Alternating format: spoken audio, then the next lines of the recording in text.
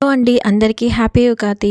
బొబ్బట్లు తిన్నారా? నేనైతే బొబ్బట్లు చేస్తున్నాను. ఈ ఇయర్ అయితే చాలా పర్ఫెక్ట్‌గా చాలా బాగా కుదిరాయి. ఎవ్రీ ఇయర్ అయితే అసలు బొబ్బట్లు చేయడానికి చాలా కష్టపడేదాన్ని.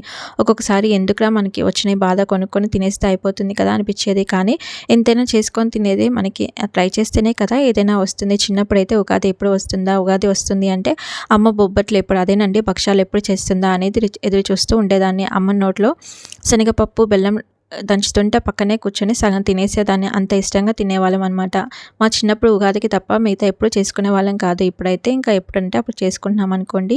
మొత్తానికైతే ఇలా కంప్లీట్ చేసేసాను. బొబ్బట్లయితే అమ్మ హెల్ప్ కూడా తీసుకున్నాను. ఒక్కదాన్ని ఏం చేయననమాట. నేను చేస్తుంటే ఆ అమ్మ ఇలా స్టవ్ మీద 2 వైపులా కాల్చేస్తుంది. ఇంకా ఆయిల్‌తోనే కాల్చుకున్నాను. నెయ్యి కూడా వేశాను. రుద్దేటప్పుడు నేనేమో నెయ్యి వేశాను. అమ్మ ఇలా కాల్చేటప్పుడు కొద్దిగా నెయ్యి కూడా ఎయ్యలేదు.